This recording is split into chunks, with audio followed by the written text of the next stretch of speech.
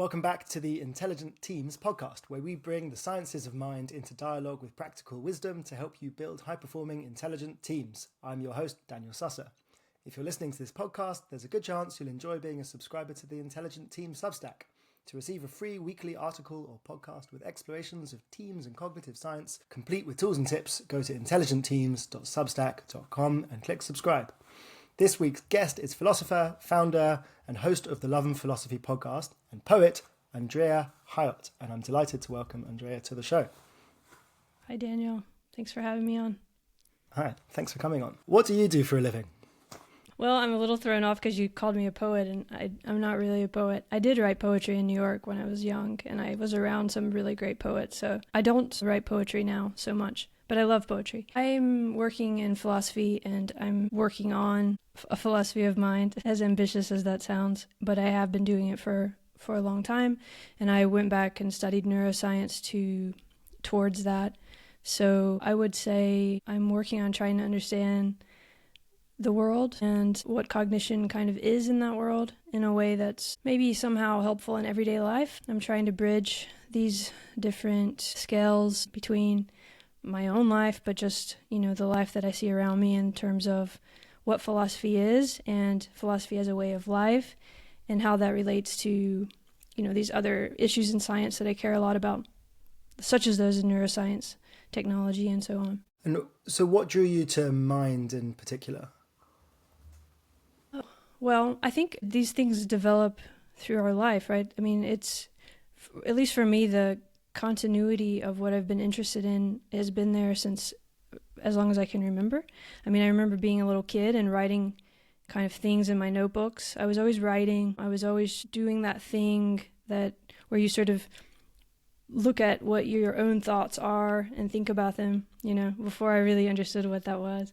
And I just find it kind of magical. And for me, it draws me in to try to understand, why am I feeling this way? And how am I even aware? How am I here? I mean, that's the more poetic side of just the sort of spectacular realization that you can become aware of yourself in the world and of other people and of animals. And I remember all of that as a kid, being very interested in just reading a lot of novels, poetry, reading a lot of trying to understand people's lives, science. And then I thought I would go into law, actually, in university.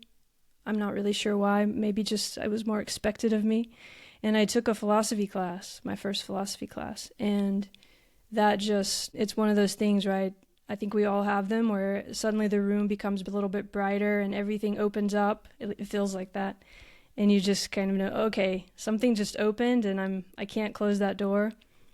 Then I went down the path of studying philosophy, and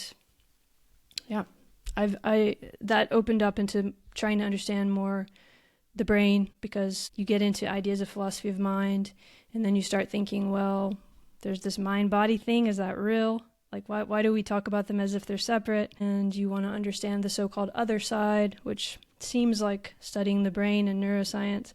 So that's how I ended up doing that as well. Mostly, I think I just want to know everything. And this just seemed like the sensible place to start. Right. Yeah. Do you remember what the topic was in that class where it felt like something opened that couldn't be closed and the room became brighter? Yes, it was a philosophy of mind question. It was actually, the teacher taught it in a really interesting way, though, that somehow in that one class, I first heard of Hegel, who I ended up writing my first thesis on, of Hegel and this idea of the dialectic or whatever, and also of Merleau-Ponty. So this was a great professor who brought those two into a relation. Of course, there's the phenomenology, that word, but most people wouldn't put those two people together. And there was something about this word, phenomenology, and phenomenology of spirit, which was the Hegelian book, but then the Merleau-Ponty idea of embodiment and the body. So I think what opened was kind of what I was already starting to express, that, wow, okay, there's mind, which I know through my experience of coming into awareness, but I'd never really thought that much about that connection to my embodiment, and that itself could be a subject of study. I just hadn't thought of it in those terms. And so there was something about that class. I remember where I was sitting and everything, and I don't remember exactly how it was phrased, but it was just that kind of rolling out of the notion that, first of all, I'm an embodied thinker. That's cool. Like, what does that mean? And phenomenology feeling like a kind of a sexy, sensual kind of word that somehow already for me felt like it connected body and mind. And then thinking, wow, this guy's a philosopher and he's made his whole life and career on thinking about this. That's very cool, right? It was like all of that at once that sort of hit me. And then going back and looking at law books just wasn't quite the same. I think that's maybe the first time I've heard sexy and sensual used to describe a philosophy class. But I think philosophy is very much those things, and I don't mean them in a like just sort of trying to be whatever, a little bit rude or something. I really mean it like it feels to me like that. It feels to me like what could be more exciting and connective than trying to understand how we are in this world and how we become present to ourselves and to one another. It was that moment where it just felt like, what else would I want to know? And also you're at that age where you're coming into your own awareness of yourself as a subject. I guess I was 20. I don't know how old I was, but so those things feel even more potent at that age because you really are, in a way, waking up to yourself as an individual with a self that maybe you have some agency over. Maybe not. It can also feel like you don't at that age, so... Yeah, well, I guess that's what makes it the sort of the boundary where you're going from like one state and being transformed through like this study or through these experiences into unknown, exactly, infinitely interesting sort of thing. Transformation, that's a good word. That's probably a summary of how it felt. I'm opening up lots of tabs in my mind as we go along, so I'm going to try and close some of them so that it's like not the one at the end. But phenomenology, for someone that hasn't heard of phenomenology, for someone that hasn't heard of Hegel, for someone that hasn't heard of Merleau-Ponty, what are those things? Yeah, sorry, a bunch of big words, but I think it's really just experience. And of course, philosophers can argue forever about what these words mean, but for me, in the most common way, it's just this phenomenology is taking experience seriously, and it's taking the subjective point of view seriously, but in a way that could be studied and thought about, considered. And I mentioned Merleau-Ponty, who's a French philosopher, kind of connected to the existentialists, I guess. He was with Sartre and Beauvoir. But they had found these German philosophers, Husserl and Heidegger. And Husserl is really the person who started using this term phenomenology as almost like a discipline or a kind of philosophy. Really what he was trying to do was bring subjectivity into science, because in science we had gotten to a point, or still sort of there, where we think we're looking for things that are objective, and that somehow has nothing to do with our own personal experience. But of course, science starts with humans having personal experience. And so we build all these wonderful technologies and we find all these ways of studying the world, which are very important, and we call them objective, but we never really can get away from the fact that we're each in a subjective position, a different position. And he was sort of saying, hey, we need to take this seriously in our science. It doesn't mean we say objective is bad, but let's think about this again. So I guess that's more like a general idea of the phenomenology. Wasn't just, when I was sitting in that class, it wasn't like, oh, here's philosophy and it's a discipline and it's objective and it's sitting on the shelf and you just learn what's there. It felt interactive. And that's where that embodiment comes in, which is a big part of Merleau-Ponty, the guy that I mentioned, his work, and also phenomenology in general and the way it became a lot of what we think of now as 4E kind of cognition, embodied, inactive, ecological, whatever you want to put for the E's embedded. But really it's about taking the subjective experience seriously, that sensuality, but doing it in a way that's also very aware of how much we learn from a scientific method, so to speak. Yeah, and then Hegel, I don't know, I can't explain Hegel. Hegel's a German philosopher he was born in the late 1700s. And if you've heard of Hegel, you probably have heard of dialectic, which is this thesis, antithesis, synthesis movement. And that's a kind of generalization of Hegel. But he wrote a book called Phenomenology of Spirit. And it's actually one of the first explorations of what is self-consciousness, which relates to all this other stuff I've been talking about. How do we come into awareness of ourselves as a subject? And that process of it's a kind of movement of dialectic. It's like what I was describing, where you realize you're a self and you look at yourself and that changes yourself. This process is basically what Hegel is trying to express in his philosophy. So all that, there's a thread there of what my interest was that maybe you can start to get the feeling of. Yeah. So if I understand it right, in your philosophy class, there'll be different schools of philosophy. There'll be ontology, like what's the nature of reality, or epistemology, which is like how can I know stuff, like what can I learn about the world, or ethics or political philosophy, and how do we organize power. And then phenomenology would be like another book or another like subject within that, and it's about studying subjective experience, right? Like what is the redness of red, or like where does red, when I experience something as red, or if I remember something as red, like where does that happen? Is that like a phenomenological question? That's definitely a big question in philosophy of mind and in terms of this mind-body problem and so on. And I would say you can break philosophy down into the study of ontologies or empiricism or epistemology. There's a lot of words you could use to break it all down into different paths, analytic, continental. But I tend to try to be very messy with that because I don't like those boundaries at all. And I don't think that phenomenology is about just one particular kind of little world. I think it's an approach to all of those things you just said. They all blur and come together. And I wouldn't say like I'm a phenomenologist and so therefore there are these 4 rules of being a phenomenologist that you then must do. I am not that kind of a philosopher. There are people who are those kinds of philosophers and they're wonderful, but that's not how my creativity and motivation work. So for me, I don't think of it like that. I think of it more as all of those words maybe are great for categorizing different kind of approaches depending on what your problem is.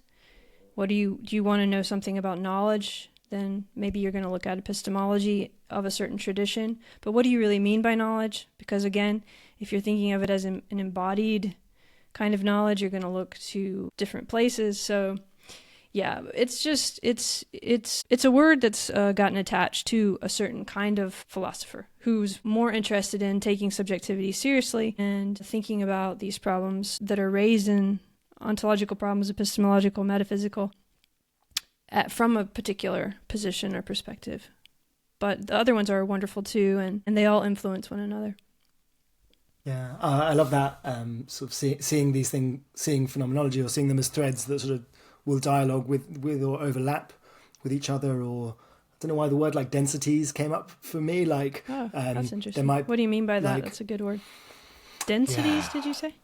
Yeah, I don't know what I mean by that, but I think I was reading about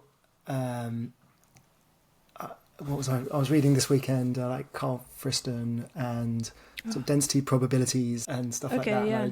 I don't know if I understood the maths enough for it, but like my own little brain did its own little exploration of it, which may or may not be what was intended in the paper. But the idea that there's sort of density distributions, and some things are more dense and clustered in one place than they are in another, but there being like no fundamental difference between like the more densely clustered bits and the less densely clustered bits. If I throw sand on the floor, there'll be like little clumps, and there'll be sort of like sparse bits, and there'll be empty bits, and they're all part of the same sort of existence.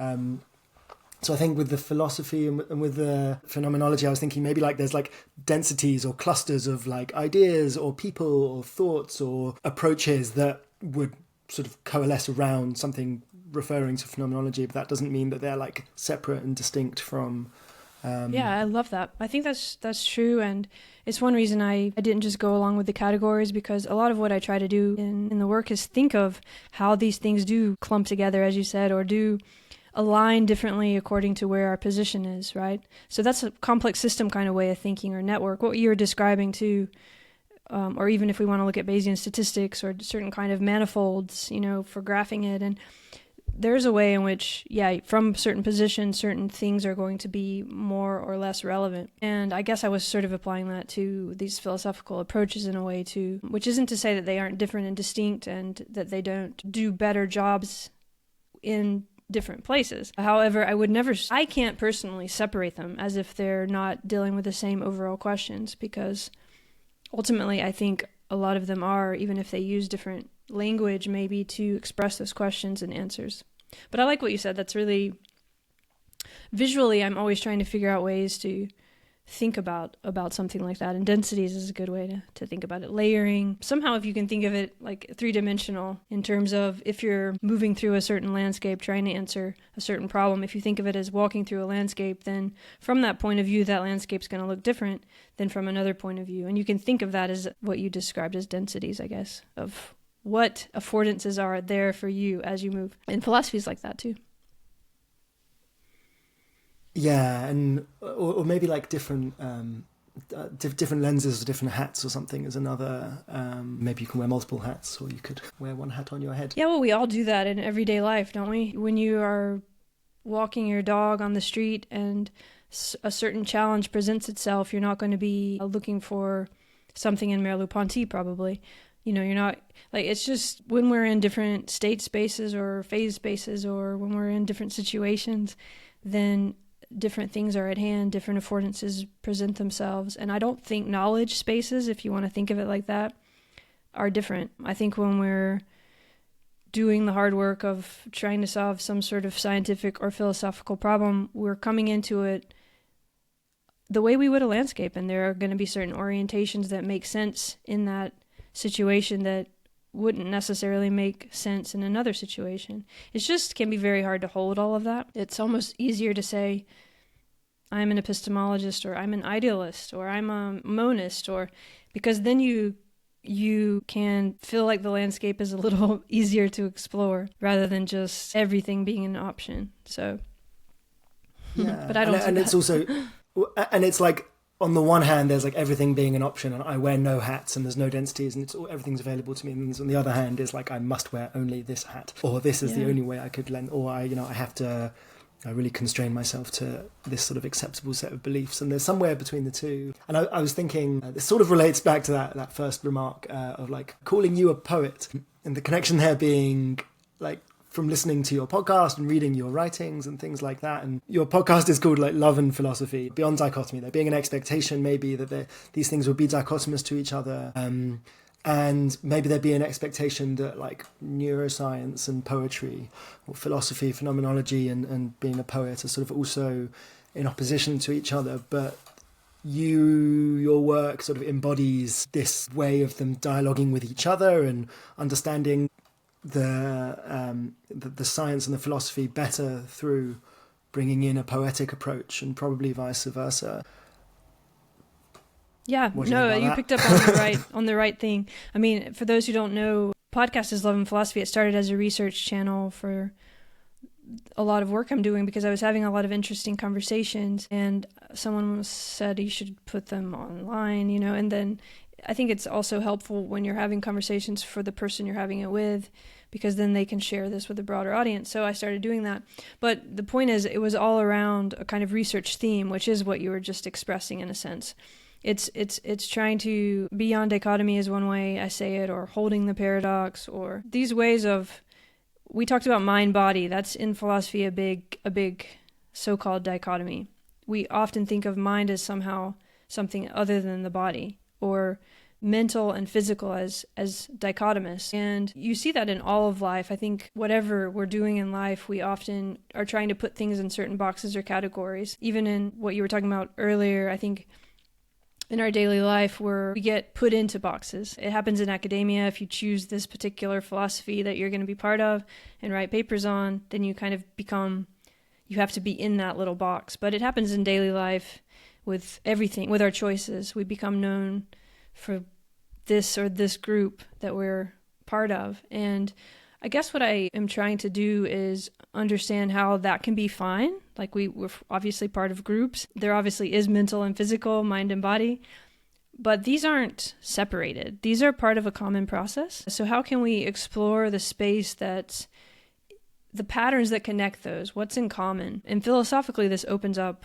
a lot of interesting space, but I also try to do it in a sort of daily, everyday way, not only with philosophy that you need to read 5 books to understand the terms within, but more, you've brought up poetry a few times, but these other things that inspire us and that move us through life and that we learn from. For me, those are very important parts of knowledge. And that's why I think of philosophy as a way of life, or that's a Pierre Hadot kind of saying, or philosophy for me is a living approach and orientation. And that channel and the conversations and this stance that you express very well that I'm trying to take is about how do we open the space, but still, of course, have distinctions and things that we care about and that we fight for and that are meaningful.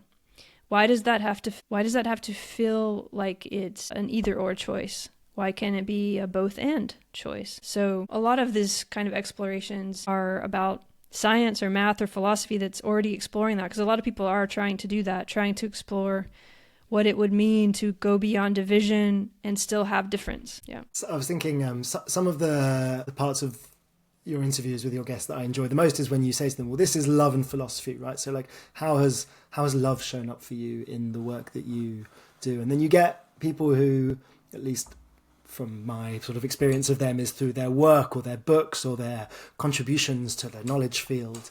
And you ask them about love and they always have a really good answer, which is like, well, obviously this thing shows up for me as love. Otherwise I wouldn't have dedicated, like 50 years to studying it and things like that. Yeah, and usually that comes at the end because we sort of get into that space through talking about it. It can be hard as a scientist to talk about words like that, or a business person, or because they can seem too sentimental, or they can seem attached to things that you don't necessarily mean by the work you're doing. So usually I try to get into that space of what they really care about, because I don't think that love is an easy word, but I do think it's a part of our life and our work. At least we kind of hope for it to be, even if it's the reason we're doing it, even if we have to do the work because we love our family and we want to take care of them, or we love our dog and we want to take care of our dog. I mean, there's usually a thread, a current, a motivation of love in it, or some way in which we're looking for that, maybe too. So I find it delicate, and I find it very sort of meaningful to think about that word with people who are so scientifically oriented or philosophically oriented, or frankly even with the poets and the writers too, because really getting to that space can feel like it's oppositional to being a public person, right? It's hard to hold an intimate space and a public space together, I think, in a way that's authentic. So, but that's definitely part of that whole orientation, and also what I was trying to explain about why I think philosophy matters. I mean, love is in philosophy, right? That's part of the root of the word, so love of knowledge. Sophia. Yeah, and I was like, if I think about the work I do, like I tend to work with technical teams who are doing something usually interesting, like writing software or building a product or something like that. And the idea, if I think about, I don't know, I want to say like, especially as like a British person, the idea of saying like, where does like love feature in our work? It brings up a fear, like maybe they're not going to think I'm serious about what I do, or maybe they're going to think that I'm intruding into their inner world in some way that is not appropriate for the workplace or something like that, or I might fear of triggering. Yeah. I find it very interesting that we all feel that way. I mean, I feel that way too, right? I can feel that way too if you start asking me in a certain way, because it is it's hard to talk about those kind of things without showing who you are, and that's hard, I think. Or you end up talking about them in a way that's surface and, not really giving anything. I think there's a very interesting discomfort in there. And like, I think about the people I've worked with over my career, and like they clearly like love their craft, or they love what they're doing, or they love elements, or even if they're angry and frustrated, it's because they love the work they want to be doing and they don't get to do that here, or something like that.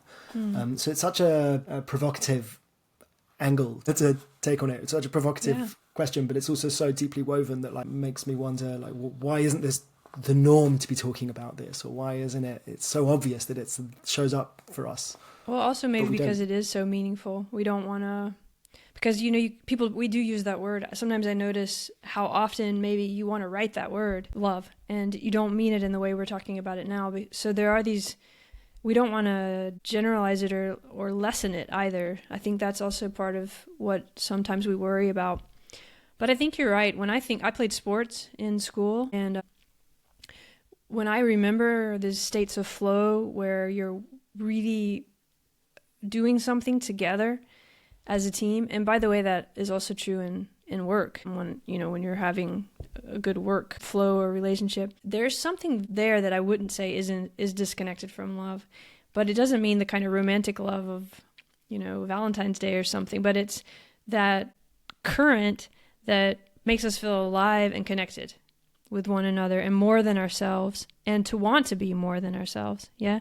Like to want to be part of this, and for this to be a gift to everyone involved. I mean, those kinds of things are hard to talk about because it can sound too sweet or it can sound just uncomfortable. But when you're in those moments, actually, they're not sweet moments. They're very alive, not necessarily aggressive, but they're very dynamic, I guess is the word. Yeah. Yeah, like, because they're moments of human connection is what I'm thinking about. Like when I meet someone at work in their humanness, or they meet me, and even if we're talking about something difficult, like a performance thing or something like that, or, giving feedback is something where like this topic comes up for me a lot, which is like when I'm giving feedback to this person, like, is it coming from a place of love? Again, not like eros, hopefully, in my workplaces, but, do I want to be connected to them as a human and see them as valuable in and of themselves, and like give something of myself in doing that and show some vulnerability? Like, yeah, love is definitely the word that would describe that. But that feels like it would be, like, I don't know, too... Yeah, I still can't get my finger on like why. Maybe it's because it is so precious and we have compartmentalized and we've made a dichotomy between like work and life. Like even something you said earlier, like the public persona that I show up with versus my private persona. Mm-hmm. And we do these things to protect ourselves, and it's normal and that kind of thing. But there are times where it would serve us more to be like, if I, as the manager of this team, or as a leader here, or as someone's manager or mentor or something like that, what would be the most like loving stance I could take towards this person or this team or this project or something like that? Yeah, and maybe that would just like open up. I think something. That's a really good point, and not why we don't always need to say the word. We don't always need to bring up the word. But it can be helpful to have it, understand what we mean by it, and what it means when we're acting out of that space in our work, and not in a sentimental way, not in a needy way, definitely not in a kind of carnal way or some way like Valentine's card way, but definitely more in this, whatever it is that's greater than us, but that is us, that's connecting us to our work, to what we are doing at that time. There's a weird kind of presence that you can cultivate, I guess, with a lot of other different kinds of words. And I think a lot of our philosophy and science is trying to figure out what that is. We call it all kinds of things. I've used the word flow already a few times, and we were talking about aligning, and all these things are very connected. I'm not sure there's one thing that we can call love that like sets aside from that. For me, it's all very much connected. It's just when I bring in that word, or when I think about that word, then it does become that it's something you care continues. Yeah. There's also something in, like, a lot of people in my world are interested in like complexity and emergence and interactions and stuff like that. And I'm wondering like what that's another one of those like cognates for love, is that when you talk about like, well, we're all like entangled in this thing, man, and like it's all about the interactions and the dynamism, and we're not like, just single unitary creatures all floating around in isolation from each other. We are deeply connected. They are describing something that is a love-like concept, or something that maps onto this greater thing that we are all part of, that we all care about, that we all contribute to and contributes to us. Like that, it becomes quite like religious quite quickly, or it feels, I hear it used as... There's something I've noticed is that the cognitive scientists, or the people that I talk to that are interested in cognitive science, tend to have somewhat of a more like religiously compatible orientation towards the world. Like I've interviewed a couple of people that are like, oh yeah, well, I'm a Catholic, like not because I just have to believe it, but because like that's my mythology that I use to understand the complex dynamism between me and the world, and like that's how love like flows to me through all that stuff, and it's completely coherent with religious worldview. And when we're talking about that, then we're talking about like the same, I don't know, Taoism meets Jesus meets complexity, complex adaptive systems, meets agile, meets software, meets philosophy, all in this connectedness thing that we're trying to make sense of. I love that. And I think that it's that motivating force. I mean, you asked me what was my moment in philosophy, and I sort of described it. And that same feeling I've had in nature. I mean, you mentioned complexity or this kind of fractal thinking, or when you start to see patterns and you realize you're part of the pattern, or you cultivate a certain kind of presence that's also living and dynamic. A lot of the things you named, I think, are ways that we do that. And to the dichotomy thing, we need some organization too, right? We don't, to just kind of let go into the fractalness or the chaos or the flow is also not sustainable. So there's something about what you might be calling the religious, I think, that gives us something like a rhythm or a pattern or a habit that we know will continue and that can help us get back into that state. You know, we have rituals, or we have, I mean, a lot of what religion is having a moment and a time to come together in a certain kind of energy together. You know, just making the time for that in your week. It's amazing what that can change, whether you're meditating, whether it's Taoism, whether it's reading a text, whether it's prayer, whether it's church, whatever. Some of it's just that shared pattern of making space to let that, to be with other people who are going to be in that space, or to engage in some kind of a pattern or rhythm or prayer or ritual that will allow you to notice that space. So I think you're right. I think that gives people a lot of strength. And when you have, it doesn't have to be religious. We're using the word religious in different ways, but if you have a meditation practice or an exercise practice or some kind of journaling, or I don't know, there's a lot of ways to get in touch with it. I think it does provide something for you in your work because you have this kind of steadiness, this reservoir that you can go back to and add to, that when things get very difficult or challenging, you have that kind of, that rhythm to help you get through or to come back into it. So I guess a lot of successful people have something like that, even if it's running, you know, for an hour in the morning or something. There's usually some kind of structure so that you can explore and go into all these kind of crazy ideas that we've been talking about in terms of complexity or philosophy or science. I also wonder, like, how much people's work plays the role of a religion for them. And I mean that, like, totally could be in a great way, could be in an awful way, right? Like, I know when I'm Jewish, and for me, like, religion is something that is like alive and vibrant and like net good, and something I like lean a bit towards at the times where it suits me. Sorry, mum. But for a lot of people, it's like a loaded term, or it comes with a lot of baggage of, I don't know, coercion or things like that. And that's why I appreciate what you're saying about whether it's like an exercise practice or something that connects you with yourself, with others, with ritual, with structure, and something that like you've roughly like chosen and want to be involved in. And that totally happens in the workplace with you've got like a bunch of people like united by common weird language and like subculture, with rituals, some of which are like rational and some of which are totally irrational, and we do them anyway, and like a place and sort of people and hierarchies and prophets and all this kind of stuff, prophets, PH and F. And it sort of plays that role of like an anchoring, orienting way of making sense of the world. It just happens that it's one that I show up to from 9 till 5. But maybe that's where like why people ask each other like what they do, because it's kind of like saying like, I don't know, what religion are you, or like where are you from?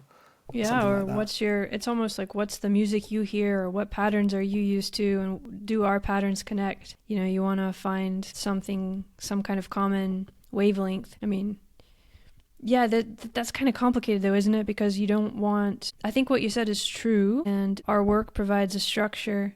And of course, like in the best scenario, your work and your life and your love and your connection to higher, whatever powers, if you believe in those, or whatever that is for you, all of that's continuous in a sense. So you can maybe kind of live your life most of the time from a similar place in terms of connecting that. But it can also get out of hand too, where we think we have to define ourselves by one or the other of those things in a way that's against something else, for example, or in a way that is just about, I don't know. I guess with the workplace, it's just that you can become so focused on making sure that you maintain your position or something, that it's not necessarily that you're connected to that flow anymore, such that so much as you need to stay, you're worried or you're in fear or something. So I don't know how you see where those overlap or don't overlap, or how you maintain a balance between that. Because some of what you just described sounds like overworking. On the other hand,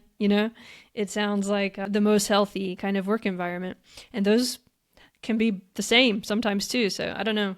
Yeah. Or like sometimes the people who, just the flip side of it is the people who have a lot of expectation of like how much of their,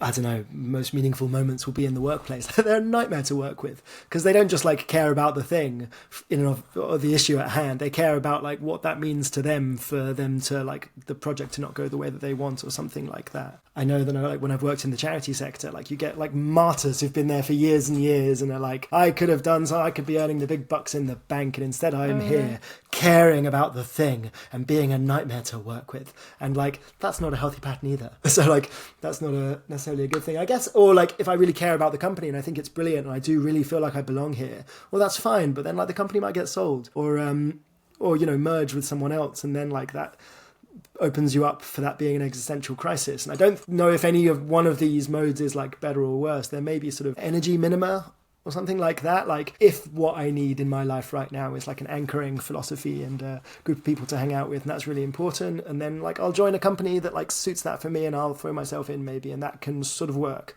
until it stops working and the company gets sold or I change or it changes, and then I need to like find another low energy state to rest in. That's interesting what you say about expectation. I think that word is actually a good word, because what you expect of yourself or what your team expects from you or what your boss expects from you, those are all different spaces to be in. Some of them you have agency over and some not. And also, when you were talking, I was thinking about the relationship between how you think of yourself as an individual and how you think of yourself as part of the community. And that relates a lot to a lot of philosophical things I think about relative to some of those themes we brought up with subject and object and so on, is how can we are in one position and we are one embodied being, and it's unique in space and time.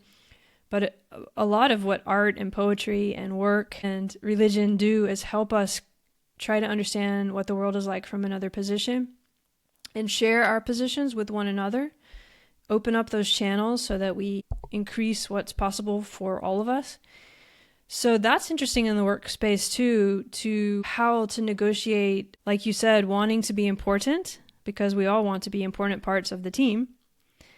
And yet at the same time, how to have a healthy understanding of what you are as an individual relative to that group, and how much you do or do not need to have your actions seen and praised. And, I think those can be very hard things to negotiate on all those levels. As an individual, we get sometimes easily caught up in wanting to be the most important team member, or wanting to show what we have all these skills and we want to show them. And then also, just like I said, if you have a boss that's demanding certain kind of performance, that's a different kind of stress. So yeah, I guess it's like a bigger question of how do we create these ecosystems that are aware of all those different things and allow people to look at them in that subjective way I was talking about, to notice that these are pressures and talk about them and have a healthy way of dealing with that and structuring it.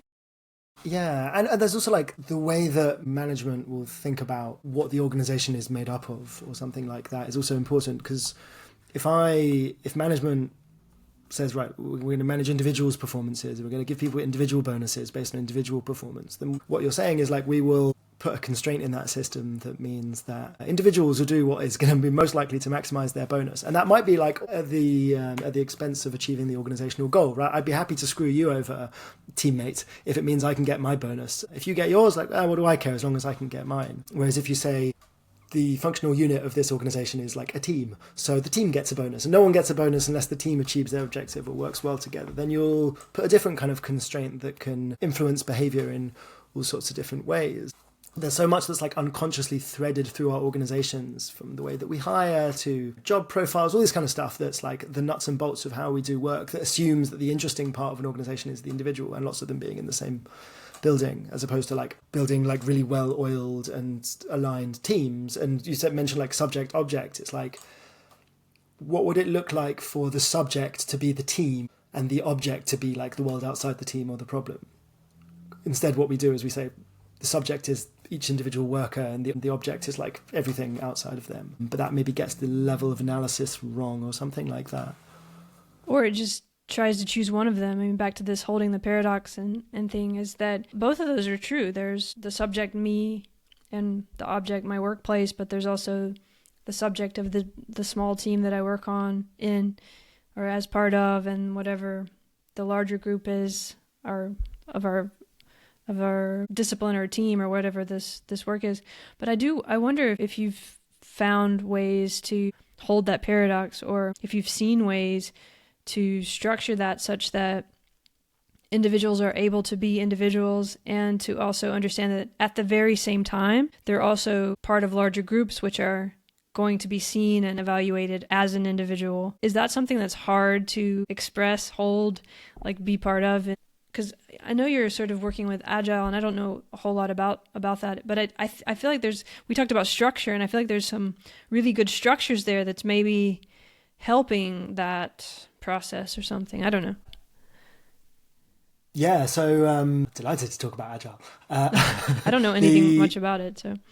Yeah, so Agile is a set of philosophies and structures and frameworks about making teams really high performing and work well together, and seeing teams often as the unit of analysis that you want to start with. So is it still kind of an either or thing, or is it?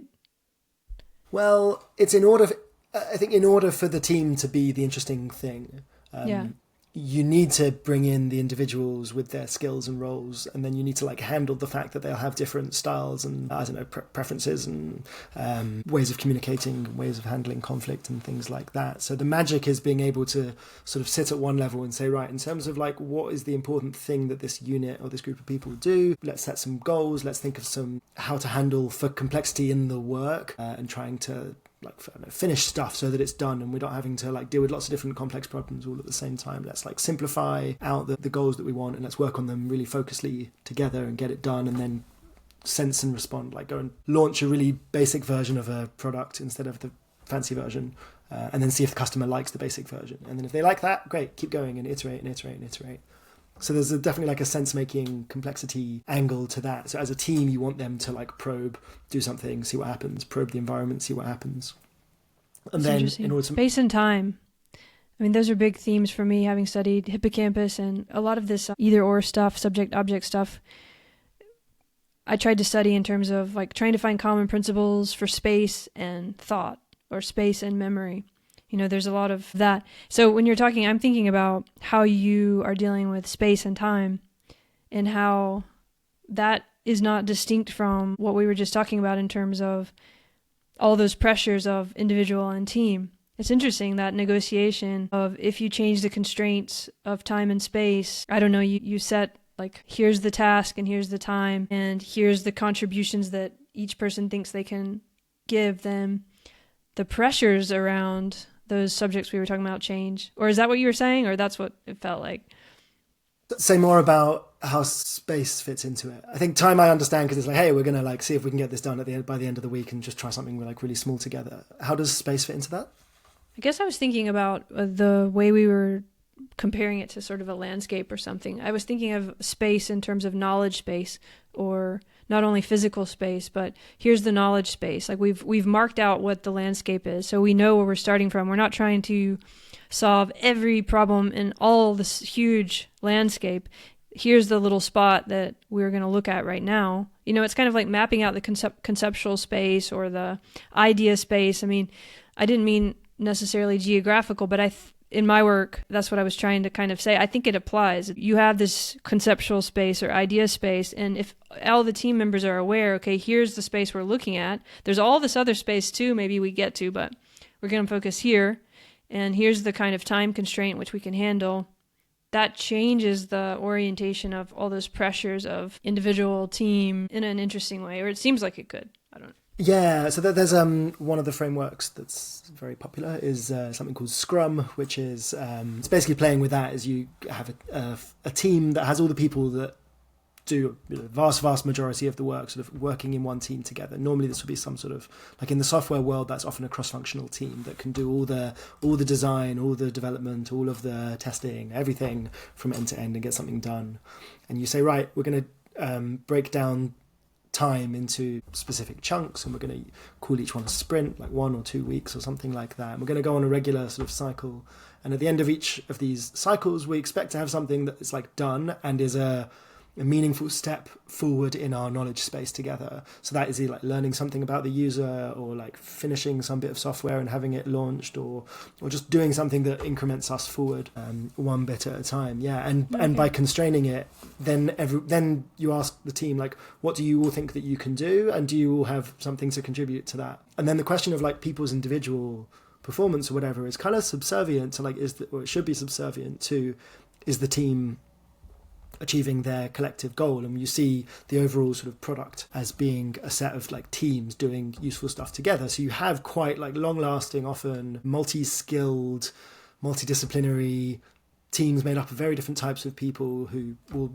problem solve, and they'll each bring their own stuff into it. And when it works well, it works beautifully, because you don't need to worry about like, what are you doing today? Like, what do I care? Like, as long as you're in the team and the teams know what they're doing and everything sounds good, then like as a manager, sweet. Where it doesn't work is where someone isn't performing very well, and it's hard to know, and it's like you don't want to like ruin the party and switch off the music by asking like, right, is everyone here good at their jobs? Yeah. That's one for another time. That's interesting for me, because thinking philosophically, right? Philosophy is a way of life or something, and thinking of it, trying to understand thinking, memory in connection with body, space, these kind of mental, physical things that I was bringing up that are big projects in philosophy, but I think relate to everyday life, because as I'm trying to understand how we can talk about that as individuals in all these different spaces, whether they're geographical or everyday life, or these concept knowledge spaces, or these spaces at work.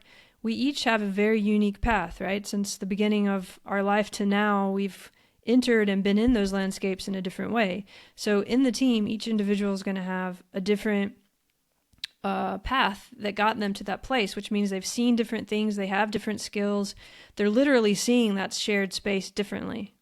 And that's an asset, because they're going to be seeing something that no one else is seeing.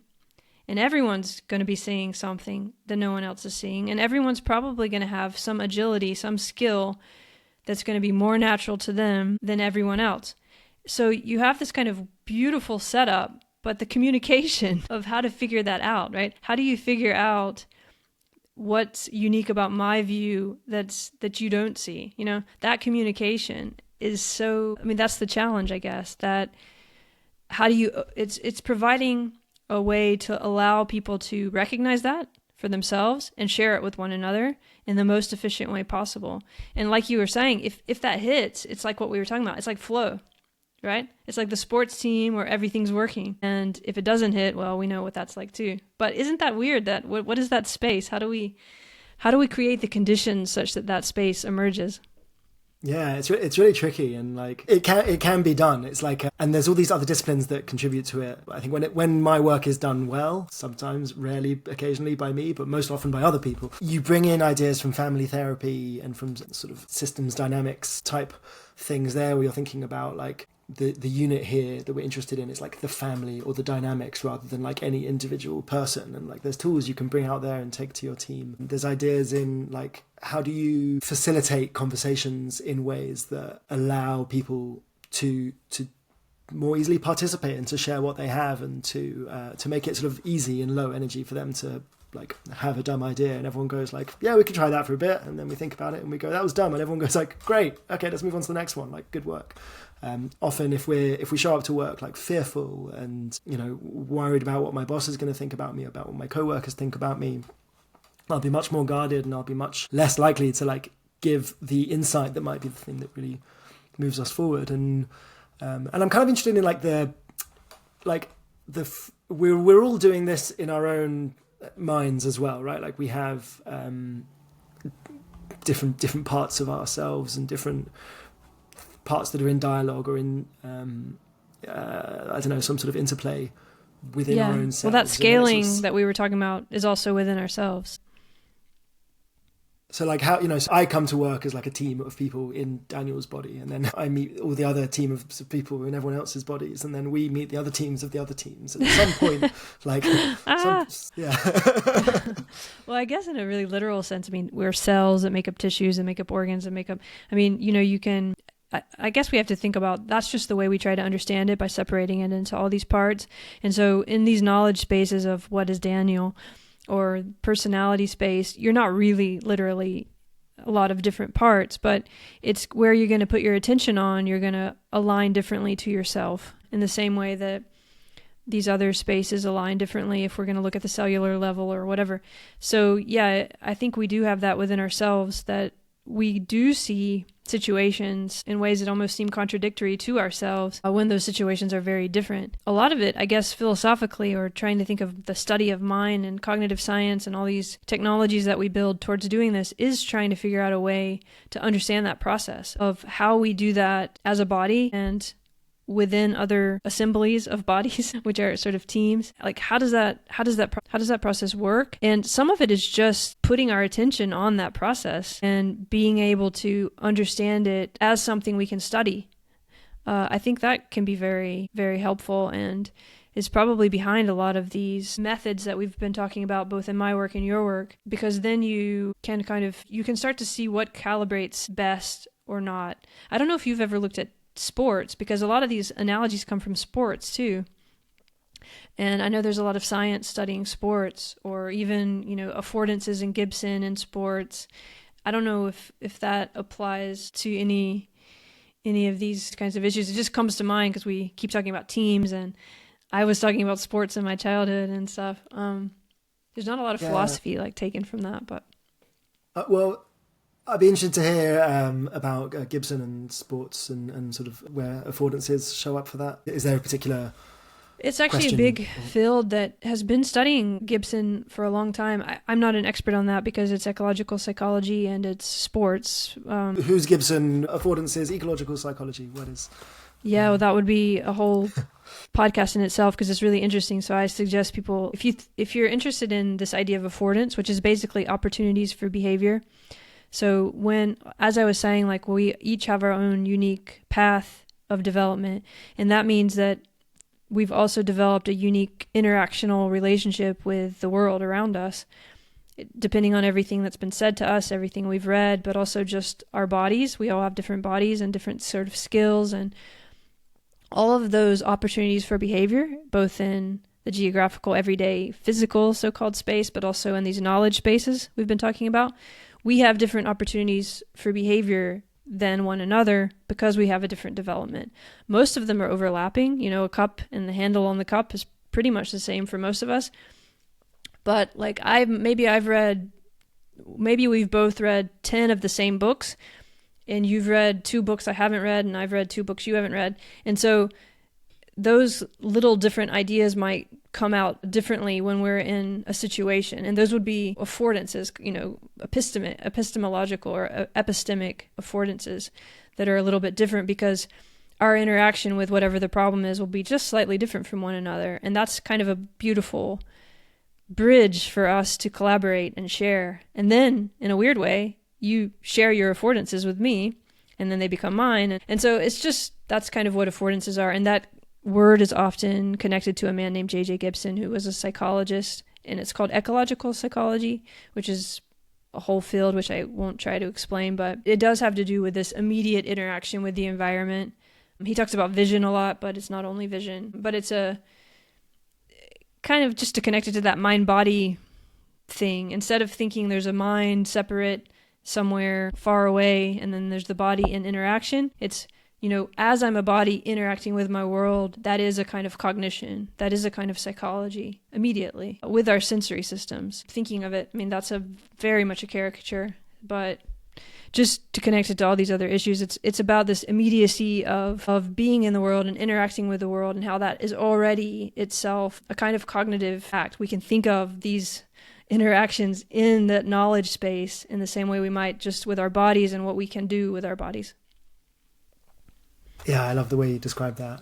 It's almost like there's an amount of cognition that's happening like out the box, even if just by like this sack of wetness, that's a horrible way of describing a body, being here in this moment, like there's already some cognition going on just by the way I'm structured. Yeah, just to think of it as continuous, you know? It's happening right now in your body, and that's continuous with whatever thoughts you feel like you're having sort of interior.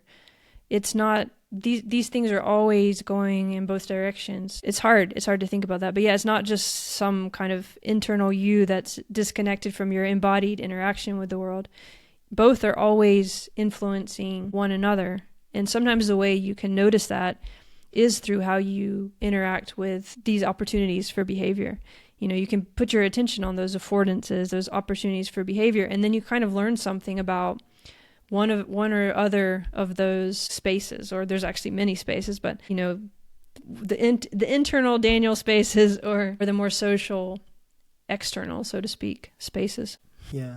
And like the alternative to that is thinking that like cognition is something that happens when I sit down and like do maths or something. It's like I sit and I close my eyes and I think and some cognition happens or something. Yeah, nobody can see it and it's like tucked away inside your brain or something. Yeah, whereas there being a kind of cognition that is like sitting on this chair with this chair that is well adapted for me to sit on it and this bum that is well adapted to sit on a chair. That's a kind of like seated embodied cognition and something like that. And I don't have to like have any particular computationally complex model to describe that. It's just like it's there. Or you can. Yeah, I think the tricky thing here is when people hear cognition, they already think of this experience we have of hearing our own thoughts or kind of remembering, which seems like, and this is almost reversing that. It's almost, you get to that point because you've attached words and images and so on, but that process, that movement is very much an embodied movement that starts when you're born and the way that you interact with the world.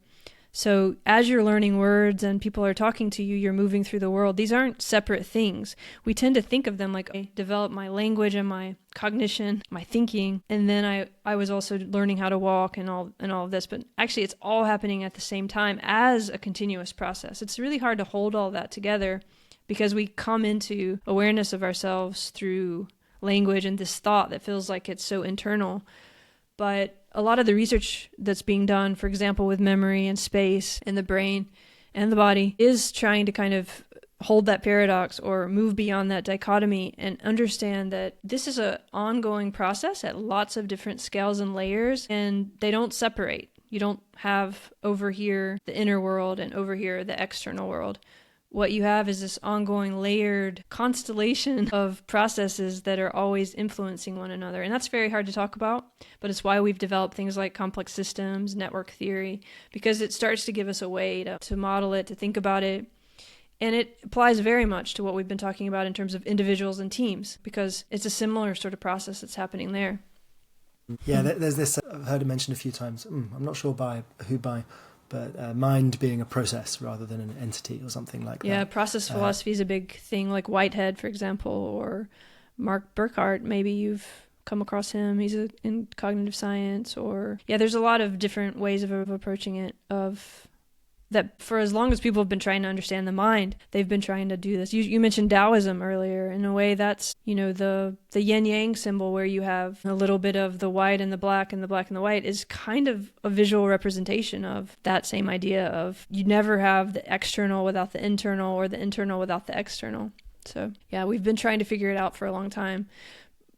I think it's almost more of a practice. You know, it's more of trying to learn how to be in the world in a way that allows you to hold yourself as a cohesive, real, meaningful individual that's not bounded and that can still change and grow, and to hold everyone else around you like that, and to realize you're part of these larger groups, you're part of a planet, and those are bodies in the same sense that we were talking about earlier.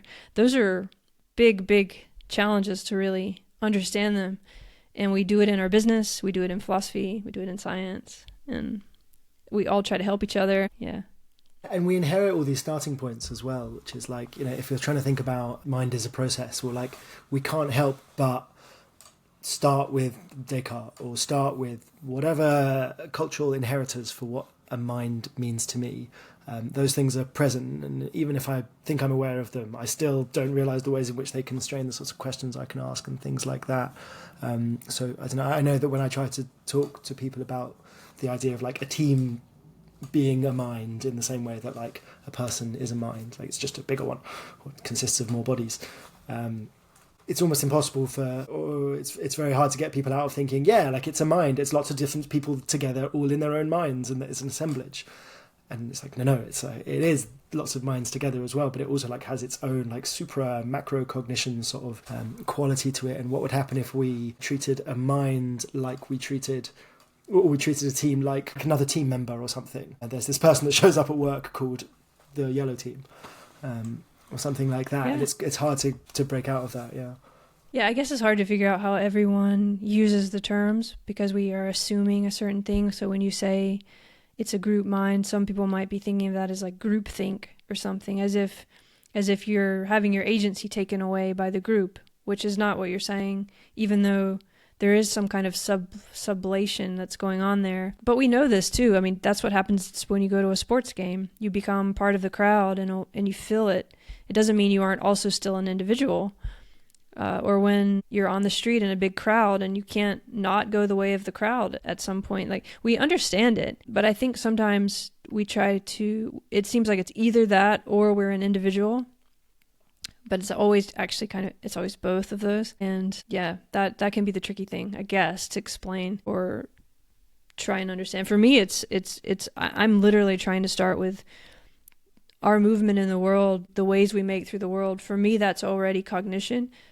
But I don't mean cognition in the way of having thoughts in your head. So for me, that's the trickiness, right? It's almost like the reverse of what you were just describing. I'm trying to get people to understand that this is an ongoing physical process that has developed into what we now think of as thinking. But as soon as I say cognition or thinking, people are in their heads. And that's the opposite of what I mean by the embodied action. So yeah, it's spiraling. So is this part of your philosophy of waymaking and navigability that you were referring to? And just wondering if you could share a little bit of a primer on where you're up to with that. Yeah, it's really just a practice or an orientation that I just sort of am highlighting a lot of these common patterns across many different other ways of doing science or doing philosophy that helps us understand that we are embodied in the world and that from day one, we are developing what we think of now as mind. And it's not something that we develop separate from our physical embodied interactions, but nested within it, so to speak. So when you have something like a mental problem, it's as real as any kind of a physical problem. It's just harder to really locate and understand the habits and the patterns that have caused that, but they're actually just as physical. I mean, they might be happening at different levels in your cellular makeup, but it's all continuous with the way you've made through the world in all these different spaces, in the geographical space, in the mental space, the social space, your emotional space. So it can just be kind of helpful, I think, to think of it as you are a unique body in the world and you've been in all these multiple spaces. And maybe sometimes you want to think about, how have I had to navigate my emotional space over time, and what affordances, what patterns have I developed in that emotional space that I don't recognize because they seem as if they've just always been there, because that's how it is when you walk a path. It seems like it's always been there. And you can start to realize your own path and what affordances have been given to you. What is the world? What sort of barriers, obstacles, streets, ways have been made for you in those different landscapes? It can be helpful to think of it like that, just as an exercise, and understand that your path is different from the paths of others, and then you might be able to increase how you connect with these other paths. Yeah. So if I didn't have that philosophy available to me, like what kind of behaviors might I don't know if this is the right question even, but like, you know, if I didn't think of myself as an embodied being that makes way in a physical world, and that idea of space sort of showing up in a relevant or an important way, I don't know, what kind of like things maybe mistakes would I make, or what kind of traps might I fall into, or something like that? I think waymaking is just another name for being in the world. It's not a philosophy. It's just to understand that, because you can use it in all these different spaces. We make way in knowledge space, we make way in social space, but it's just a term because, yeah, it's just for making way through life. And I think what happens is if we're not aware that we've been on certain paths, that we've been moving through certain regularities that life has presented us with, and we've done our best with these affordances, and we've developed habits. If we don't recognize that that's what we've been doing, it feels out of our control. And to some extent it has been, because we're born as little children that need the world to take care of us, and it either does or doesn't. But I think it can be helpful not to feel stuck in a binary, to think, oh, this is a mental problem that's developed in my head and it's my fault. And no, actually, it's the same as your path through physical space. You've developed it that way, and it's been as much in your control as that has been, which is, for most of us, not so much until we get older. And you need help changing it, just like if you want to change stuff in your physical world. So I think it opens up the space. I think, and it's not only through something like navigability. You can think of a lot of the other things we've mentioned already. Process philosophy, different forms of religious practice are also trying to do this meditative practice where you just become aware that the space is wider than you think. You're not stuck in a binary that's called mental. That's just a term that we've given to something very real, but that is also a space through experience that can be traced and understood. And in so doing, you develop new ways to navigate, the same way you might if you were going to go explore a landscape. So I think what it gives you is just a way to open up the sense of responsibility, to feel a part of the ecology and the environment that you're in, to be able to look at what's been afforded to you, what's been given to you or taken away from you, because affordance is not a positive word only. It's also all the constraints and things you didn't have. Those are affordances too in this Gibsonian way of thinking. So yeah, I just think it helps you to start to think of your mental space as a space that you can look at in that way. And I found that helpful, and I find a lot of thinking of philosophy as a way of life in that sense can be very helpful, because then you start to look for which paths connect most to me. You talked about something like this at the beginning of I don't even remember the words you used, but wherever we are in our space, there's going to be certain paths more open to us or less open to us. And once you start thinking of your mental space, your emotional space in that way, you can maybe start to understand what's available to you and what would you like to connect more with, and what could help you get there, right? Maybe you don't need to jump all the way across into a completely different landscape, but maybe there's a route that's starting to open for you. Maybe it's religion, maybe it's a book you're going to read, maybe it's a certain business practice that's going to help, but it just opens that space, gives you more responsibility and less responsibility at the same time. Yeah, I like that as well, because it may be in the physical world there are places that I want to go, but like I can't cut down all the brambles to get there. And there may be another path that's available to somewhere else that's nicer, or another way up to that same place that isn't through the brambles and that kind of thing. And it may be that in my like mental or emotional or spiritual space, there's ways that I'd want to be in the world. And like for whatever reasons, those ways are just like mired in brambles, and maybe they're going to be available one day, or with a certain set of tools, or maybe I need to find another path to that same place, or maybe I need to like look at a path that's easier to travel, that I won't get hurt as easily because I'm constrained in ways that I don't realize from going on the initial journey that I wanted to. Exactly. And maybe you have a friend who's standing on the mountain and can see the landscape differently than you and can say, hey, don't go down that path, they've blocked the road, or also the weather is changing every day, and this is a dynamic landscape. It's the same in our conceptual emotional world. Those landscapes are dynamic too, so they're also not static. And yeah, we always need to be kind of helping one another, but also adjusting what we think we know, because the world around us is also adjusting, and that's true in the conceptual space just as it is in the physical space. So yeah, I like what you said. It reminds me of some of the extended mind ideas of like scaffolding and the ways in which our cultures are full of ideas and practices and norms and things like that will have physical manifestations as well, but often a lot of like culture takes place in people's heads or without any like physical manifestations or things like that. Yeah, absolutely.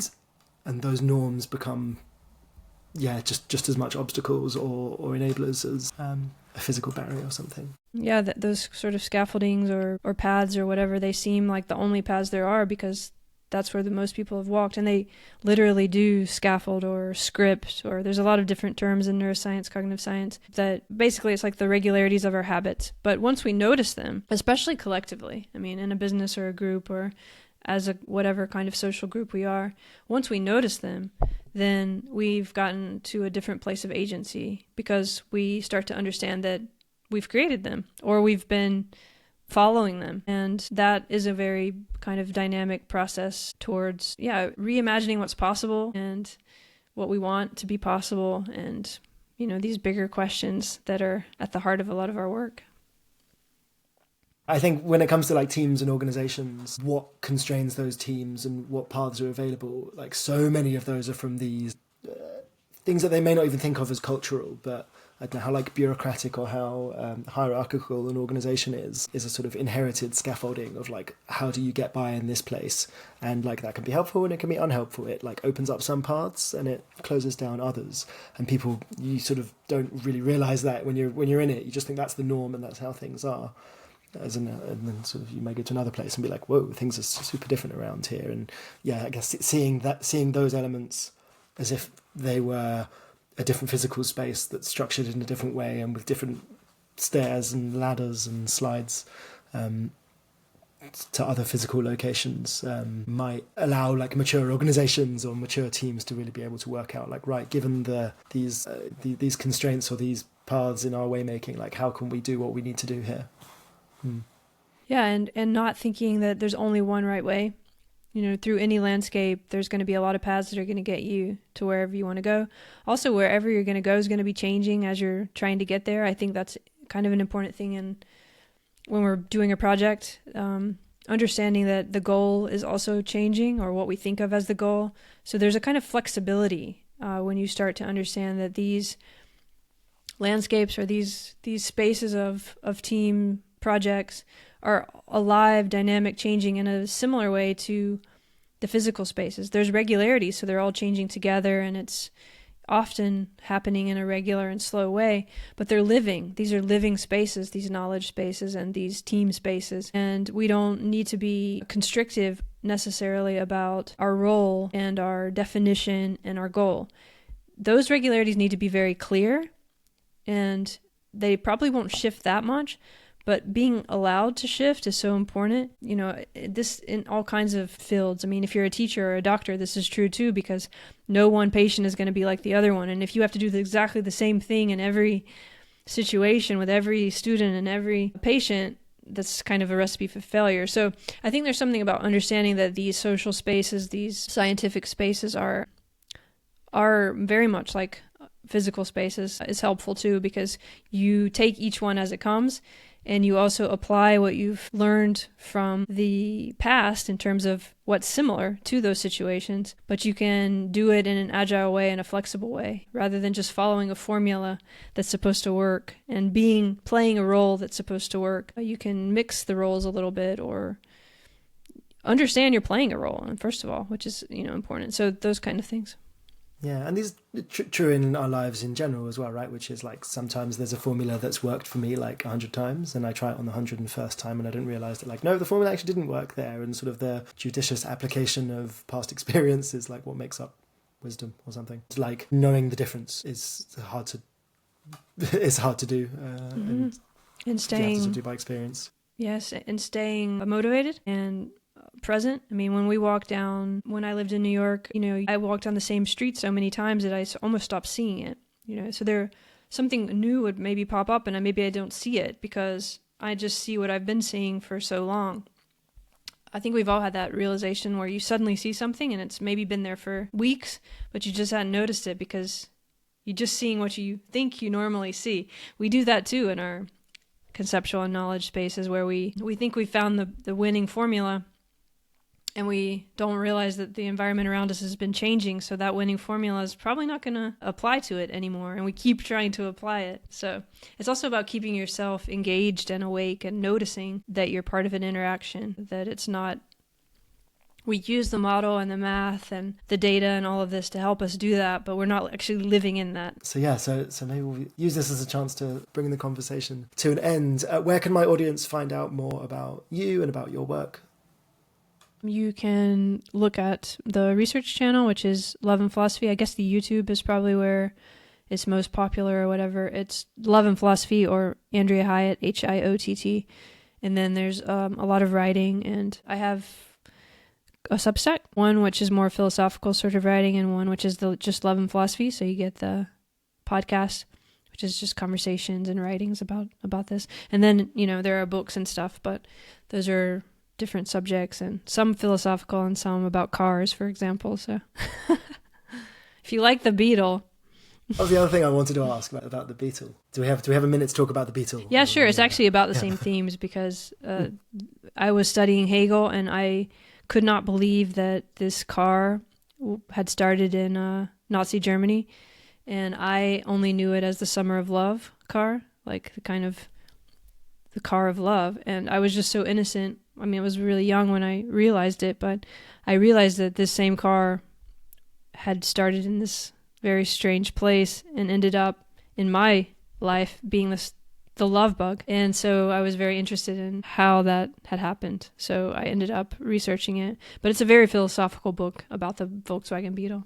But it's also just a story about the car. I do love the car for its journey into love out of very difficult, challenging times. Yeah, and that's something we need at the moment, given the state of the world in many different ways. There's a lot of themes in there that are very similar. Yeah, finding new ways, learning from old ways. It's important, and connecting and understanding what's really meaningful, and forgiving each other, and these kinds of themes. Andrea, thank you very much for coming on the Intelligent Teams podcast. Thank you, Daniel. It was really fun to talk to you, and good luck with all your work. Thank you.